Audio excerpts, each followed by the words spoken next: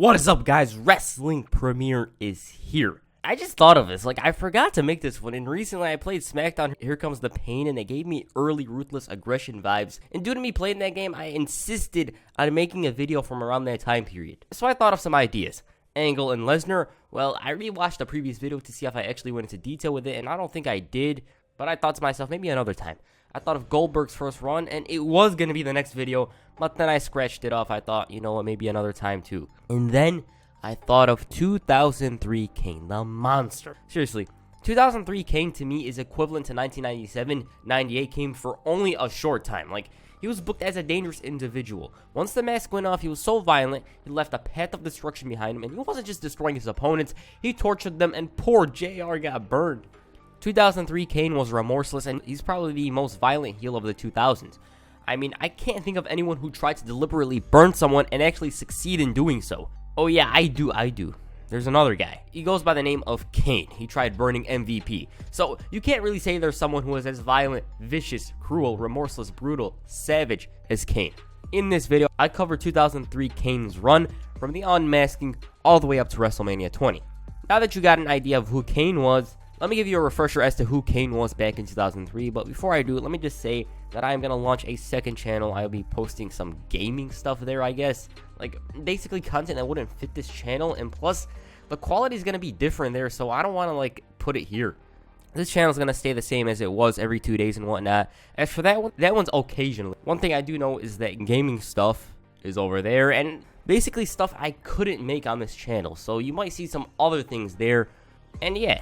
Anyways, right now, let's get into the video. At this point, Kane was in a tag team with Rob Van Dam. They had a decent run, winning the tag team titles in March of 2003 and holding the gold for about 2 months. After losing the titles, Kane lost focus though. He lost focus during the title reign too, but this was so bad that Stone Cold actually called him out on it. He wanted to evaluate his performances, and the Raw GM criticized the Big Red Machine's fire and passion. He thought Kane could do better than he already is. He provoked Kane, but it didn't lead to much. Austin even stepped on his shoe, but Kane didn't do anything. He continued trying to get him to move, but he wouldn't budge. He asked for the old Kane that took his title away from him 5 years earlier, and Austin even begged for Kane to chokeslam him. But then, Austin slapped him, and this pushed him off the edge. Austin continued asking for him to do it, but in the end, he didn't. Austin instead stunned Kane, if you're not going to chokeslam me, let me do this to you. That verbal barrage did nothing to Kane. It led to absolutely nothing. He was not motivated at all. He was in a bad place. He was losing a couple of matches. He was losing focus, and it wasn't a good time period for the Big Red Machine. On the June 16, 2003 episode of Raw, Kane and RVD got a rematch against La Resistance. RVD, though, also thought that Kane changed. He said that he wasn't the same man that he previously was, and Kane agreed with him.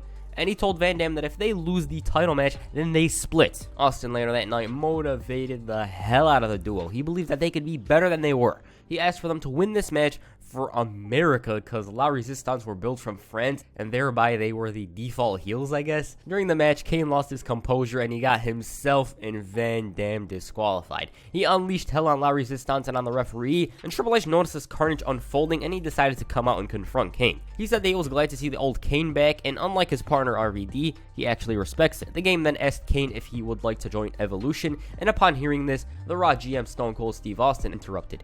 Austin told Kane what's up. Triple H basically wants you to join Evolution because you're a threat to his title. He then gave Kane two choices: either join Evolution or face Triple H at MSG next week. Eric Bischoff suddenly came out and he informed Kane that if he loses that title match, then he will unmask in the middle of that ring. Jerry Lawler on commentary preferred to see Kane in Evolution because he's heard the stories of what Kane looked like under the mask, and he just doesn't want to see it. Kane grabbed both men before settling for Austin.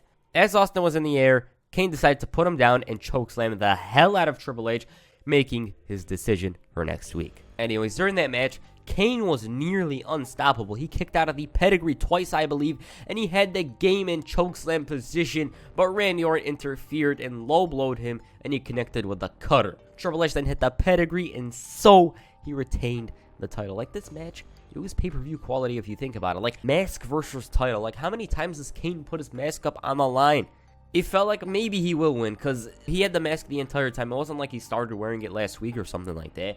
It felt weird. You couldn't imagine him without the mask. But Triple H won, and it was 2003 Triple H. What were you expecting? Eric Bischoff then appeared, and he demanded that Kane take his mask off or else he's fired. Just as he was going to unmask, Evolution attacked him, showing that they wanted to do the honors. RVD though made the save, and they cleared house. Kane then realized it was time to say goodbye to the mask. He was contemplating whether or not to do it, and in the end, he did.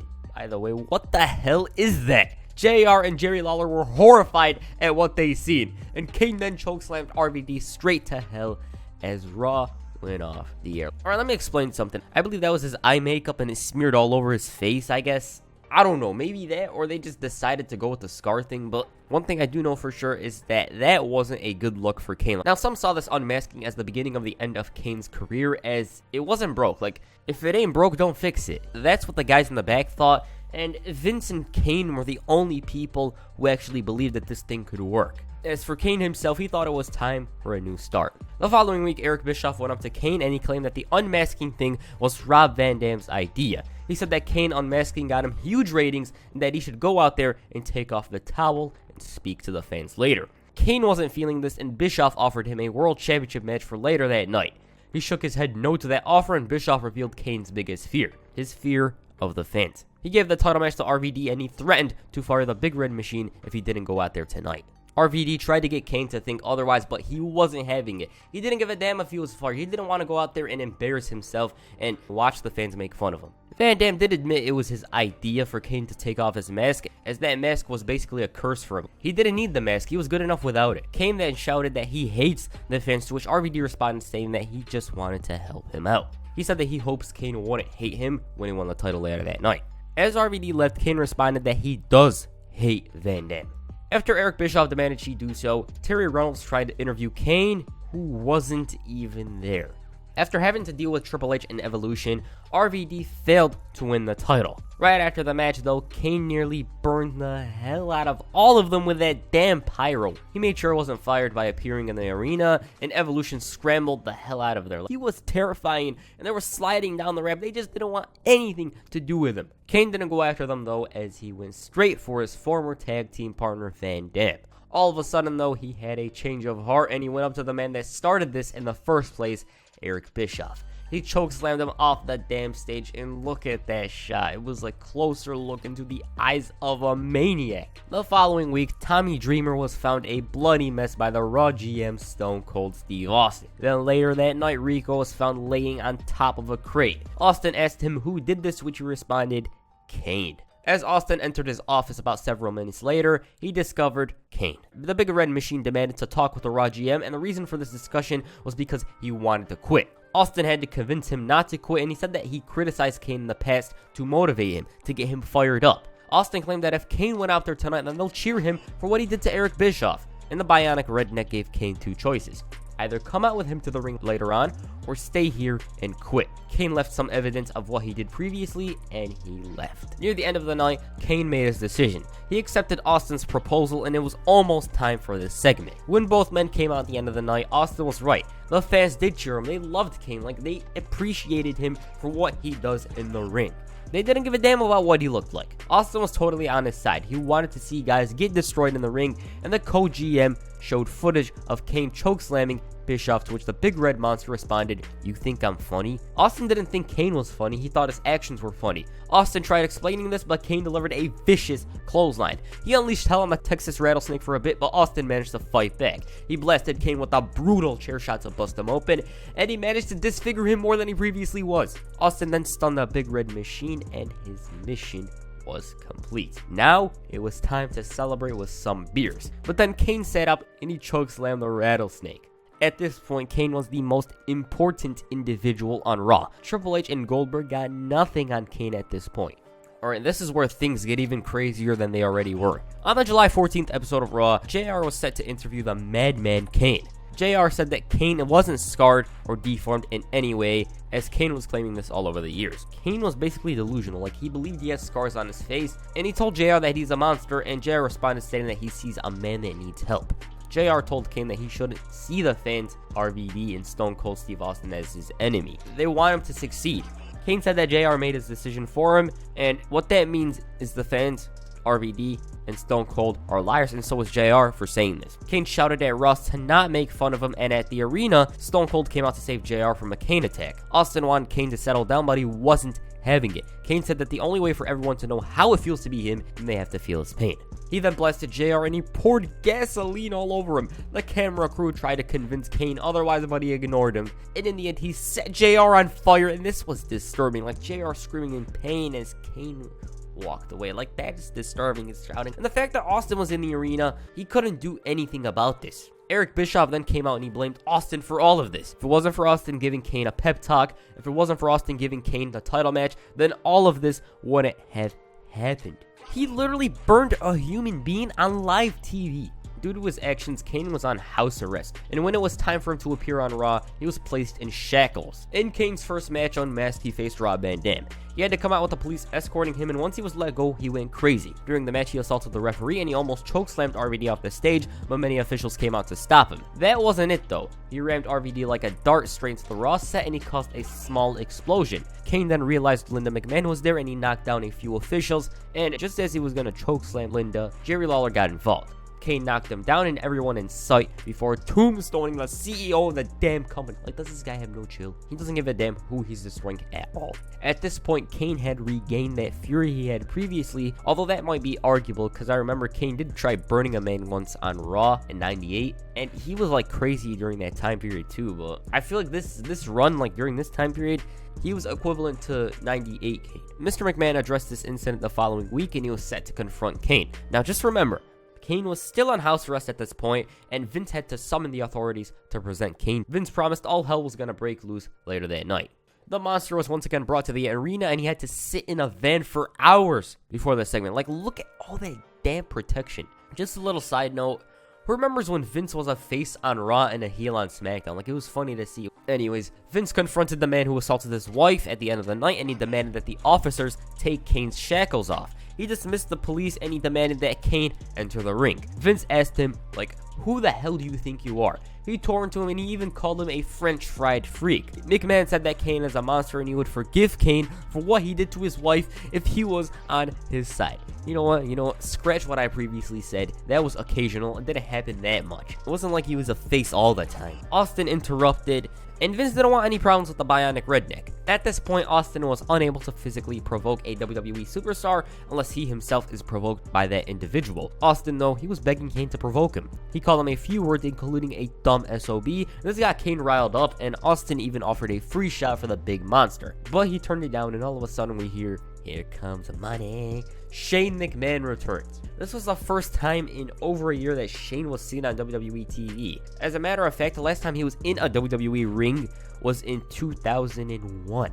Last time he was seen in the ring, WWE was WWF. He clotheslined Kane right the hell out of the ring, and then Vince tried pulling him away. The Boy Wonder responded with a right hand to his old man. Shane O'Mac then blasted Kane with a steel chair a couple of times to send the big red monster off the stage. But this amounted to nothing as he sat up a few seconds later. Despite showing he wants a fight with Kane, Eric Bischoff refused to grant Shane O'Mac a matchup with Kane. Shane tried entering the police vehicle that held the monster, but he failed in his efforts. He would get his hands on Kane though later that night as the big red machine was set loose. Shane tried to pummel him, but he was unsuccessful. Kane threw him around before hitting the tombstone on top of the steel steps. He then tossed him into the ring, and Eric Bischoff covered him for the victory. While Shane O'Mac dealt with Eric Bischoff, Kane was set to face Rob Van Dam at SummerSlam. Before the event though, Kane tied up Van Dam and he poured gasoline on him. At this point, he was looking to burn him, but he opted otherwise, stating that this is what the people want, not what he wants. At SummerSlam, Kane destroyed Rob Van Dam. It's as simple as that. I mean, he was fighting a freaking madman.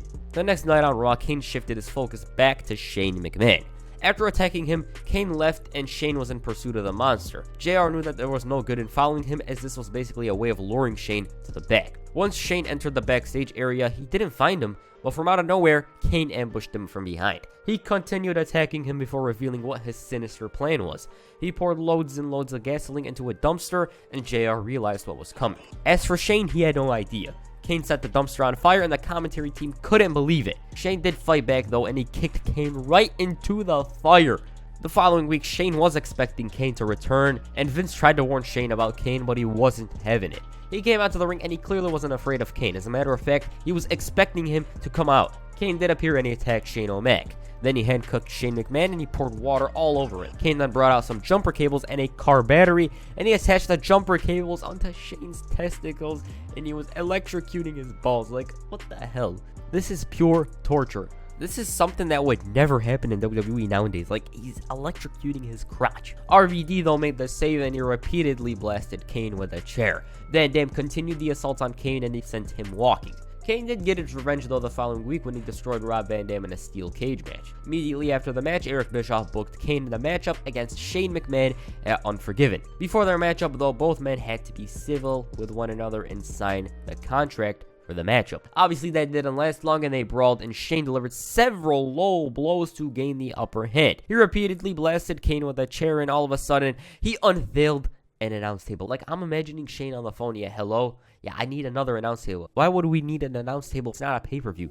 I said I need an announce table, damn it. He did the spot, and it seemed like Shane did have a chance on Sunday. Kane, though, sat up. As for their match at Unforgiven, not bad. It obviously wasn't a classic, and yeah, sure, it dragged at some points, but in general, it was good. Shane McMahon's no DQ matches are usually entertaining because you could expect him to do some crazy things. And that's exactly what happened during this match. Shane wanted to take out Kane once and for all, that he jumped off the stage and onto the big red machine. But he failed as Kane moved right out of the way and Shane landed on nothing. The crowd was loving this and Kane was the last man standing. Personally, I thought this ended in a double countdown, but bad memory, I guess, Mandela effect, something like that. Now, the fact that Shane does these kinds of stuff is really ridiculous. I mean, he's the boss's son. Like, he doesn't really have to do this.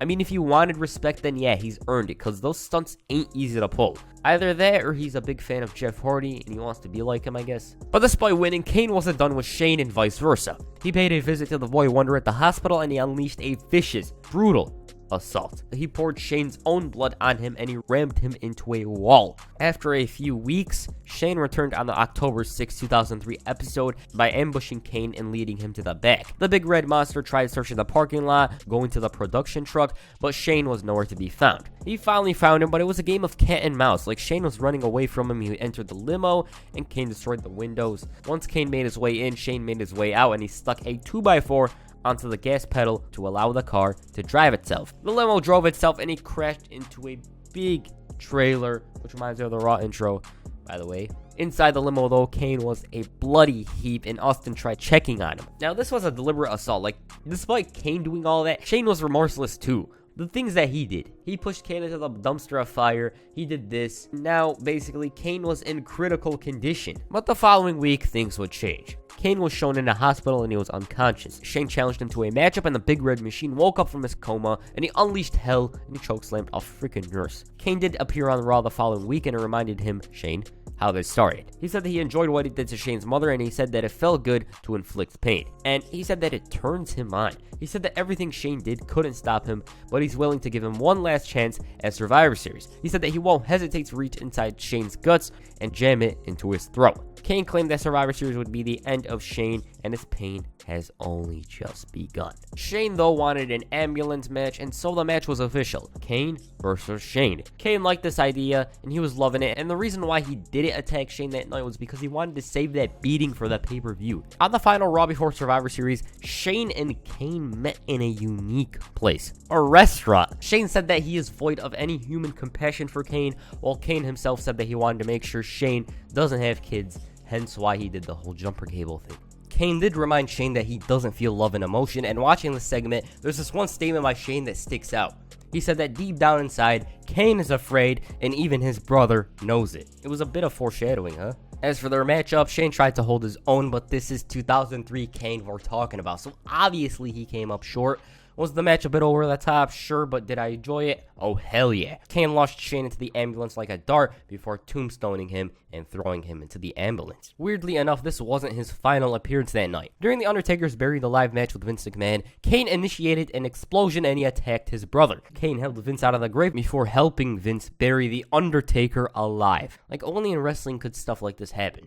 Just in this video, there was attempted murder, burning someone, burying someone alive, deliberate car crashes, the list goes on and on and on. The next night on Raw, Kane came out and he set Evolution running. Like, he was able to turn his back on all 4 men and not get jumped. That's how dominant Kane was in 2003. He then chokeslammed Goldberg, showing clearly what his intentions were. He wanted the world title. Now, seeing as he buried his brother alive, on that week's SmackDown, Kane made an appearance to deliver a eulogy for his brother. This was one of Kane's best promos, and here it is. I came here tonight to give you a eulogy for my brother, The Undertaker, the man that I buried alive at Survivor Series, but I can't do that. The truth is, the man that we know as The Undertaker has been dead for a long time. My brother and I used to share a common bond. We were monsters. We lived to strike fear into the hearts of normal men. That was who we were. But my brother, The Undertaker, he betrayed himself. He became one of you. I know. I watched as he showed compassion and defended Stephanie McMahon. I watched as he showed weakness in losing to Brock Lesnar. This man was not my brother. This man was not a monster. A monster shows no compassion. A monster has no weaknesses. My brother was nothing but a fraud. When I stopped that, I took this imposter, I buried him alive, and I enjoyed it. As I look around, all I see is a mass of pathetic insects that I could destroy anytime I wanted. But at least you people are true to your nature. But my brother was not. But thanks to me, you'll never have to see his pathetic carcass again.